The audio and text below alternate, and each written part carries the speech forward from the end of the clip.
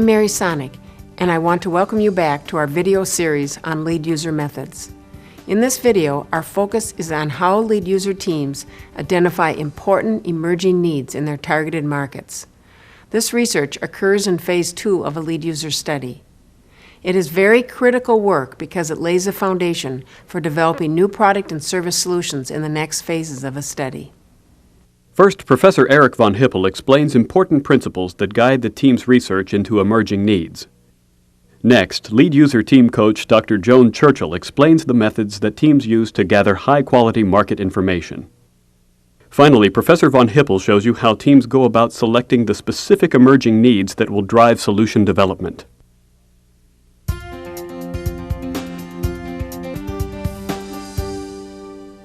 Let's start with a key principle that will guide our search for emerging needs. Recall that lead user research is based on the observation that lead users have needs that are ahead of those being experienced by most users in a target market. So, in a lead user study, the team identifies a target market's emerging needs by studying conditions that are in the present for users at the leading edge. Lead user teams start the search for emerging needs by identifying important trends in their target market. In lead user studies, important trends are those currently affecting the needs of lead users and that will continue long enough to affect the needs of the users in the much larger target market that follows. Let me illustrate with a lead user study conducted by a major food products manufacturer in the 1980s. In this study, the lead user research team was charged with identifying a new type of nutritious snack food. The targeted user was the recreational athlete. Among serious competitive athletes, the team identified a trend toward nutritious snack foods that would improve their sport performance. Strong evidence suggested this trend would grow and ultimately spread to the targeted recreational athlete. Thus, it passed the test of an important trend for that study. At the conclusion of the trend analyses, project teams will have identified one or a few important and very specific trends that may create promising opportunities for the team. Next, the team will go forward to learn about the needs of users at the leading edge of those trends.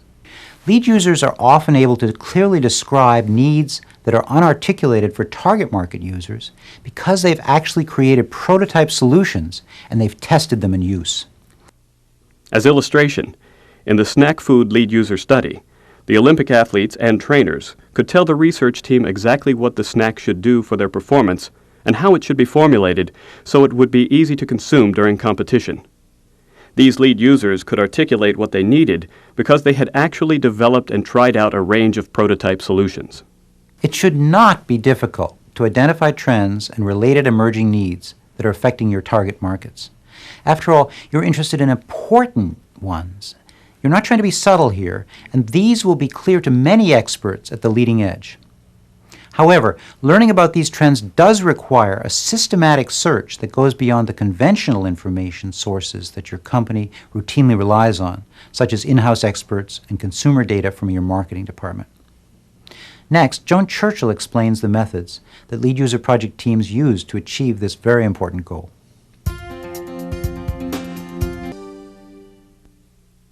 In lead user studies, teams begin by doing background reading in current trade literature. Then, to obtain the most advanced market information, team members interview top experts and lead users. Next, Dr. Churchill shows you how these core research activities are approached by lead user teams. But first, some background on the lead user study conducted at Pitney Bowes that will be used for illustration. Pitney Bowes is a global provider of systems, software, and services to help businesses of all sizes manage their mail and messaging. In 1999, James Eichner, Vice President of Advanced Technology at Pitney Bowes, initiated a lead user study to identify new e-commerce opportunities. We wanted to understand better the emerging needs of shippers as a result of an increase in e-commerce transactions. We knew that the way that the internet was changing the way people shop and also the way retailers sell. We thought that we might find new opportunities to extend the offerings of our shipping services subsidiary. Early in lead user studies, teams typically hold a 2-day workshop that is exclusively devoted to scanning and discussing current professional literature. Now, what can be accomplished with this kind of two-day blitz? Actually, teams find that this is a very useful activity. Well, Pitney Bowes has already developed a thorough understanding of the shipping business over the last 20 years. However, the literature scan enabled us to quickly move up the learning curve regarding issues specifically related to e-commerce shipping. Also, the articles and journals we scanned gave us a wealth of context for the interviewing process. Team members do further background reading after the initial two-day literature review. Then the research focus shifts to interviewing experts and lead users. The overall purpose of the interviewing is to obtain information that is really new, that goes beyond what you're going to find in the literature. So it's important to seek out the top-level experts in the fields you are researching. Teams work their way to these top experts using a telephone networking process that we have described in earlier videos. Now, what types of experts should the team interview during Phase 2? In this area, we can give you a few guiding principles. Lead user teams start out interviewing experts who know the major trends in their target markets and experts on trends in other related fields as well. For example, Pitney Bowes team members interviewed trend authorities ranging from government regulators of e-commerce practices and researchers working on advanced shipping technology to leading e-tailers and shippers. One of our key early interviews was with Mark Stevens, president of UltraX, a very successful shipping company. We decided to interview him because UltraX is radically consumer-driven and is at the leading edge with its technology that enables people to get what they want, both when and where they need it. Once teams identify the trends that are important to their projects, the focus shifts to learning the specific needs of leading-edge users. As illustration, the Pitney Bowes team consulted with lead user Jen Hessler, president of the Online Auction Users Association, a group of small e-tailers that does high-volume shipping. Jen, I remember, emphasized the limited availability of funds, and she also spoke about the types of package processing techniques she really needed and placed even more emphasis on convenience. These points amazingly served almost as a set of requirements for any home-based shipping product. The team also consulted with anthropologist Genevieve Bell, who was studying how the Internet culture was changing consumer behavior. Our consultations with her were very useful in helping us to identify ways that current shipping services are a mismatch with the expectations of sophisticated web users. Pitney Bowes team members conducted over 100 interviews during this phase. This is common in lead user studies and makes it essential for teams to meet weekly. Weekly team meetings might sometimes be very short, for example, progress reports over brown bag lunches. However, periodically, I'd say every 2 or 3 weeks, you'll want to schedule a longer meeting to sort through and organize all the information that your team is gathering. At some point, teams find that the same themes keep coming up in their interviews. This is a good sign that it's time to begin the process that in lead user research is called framing the customer need. Framing the need is the final activity in Phase 2. It involves doing a major synthesis of the trends and needs information gathered. The outcome is a decision regarding your target markets and the specific needs that present the most promising business opportunity. Now Professor Eric von Hippel takes you through the need framing process, again using the Pitney Bowes study as illustration. A good need framing establishes a clear focus for the next phases of the lead user study.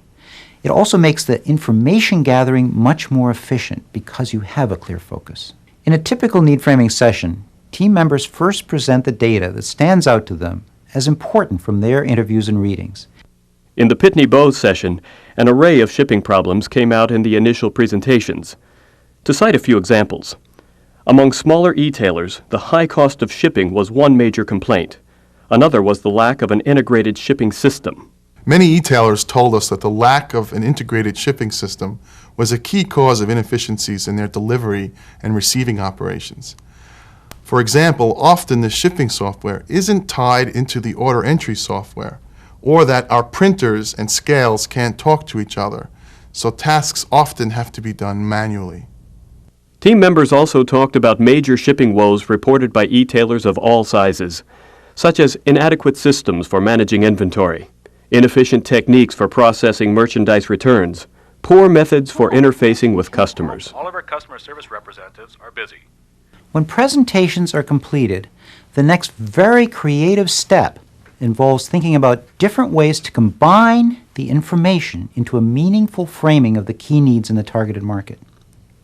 What happens here, as team members consider the many pieces of information that have come out, a few key themes begin to emerge as important, and the puzzle starts to take shape. In the Pitney Bowes session, one theme that stood out was the critical e-tailer need for a total system of tools and services that would simplify the shipping process and make it more efficient for both the e-tailer and the consumer. This potential need framing struck the team as a good match with the key shipping problems cited by both small and large e-tailers. And very important, it presented a major new business opportunity that capitalized on Pitney Bowes' strengths. The team also considered other ways to creatively integrate the trend and needs data before reaching a decision regarding the most promising need framing. We were really excited about the overall strategy that came out of our session, and that's because it included some directions that would be new for Pitney Bowes. Let me give you an example. Our current primary focus is in business-to-business shipping, but the team identified compelling needs in the consumer and micro-business segments. A final note on the need framing process. Teams do not do a careful quantitative analysis of the market at this early stage. It is important, however, that the framed need pass the qualitative test of, if we can do this, it will be clearly very beneficial for the company. In summary, project teams begin to uncover emerging market needs by identifying key trends from the viewpoint of top trend experts. Next, members learn the needs of users at the cutting edge of these trends. By the conclusion of this phase, the team has zeroed in on a specific set of important needs. The team will go on to develop solutions to address these needs in the next project phases.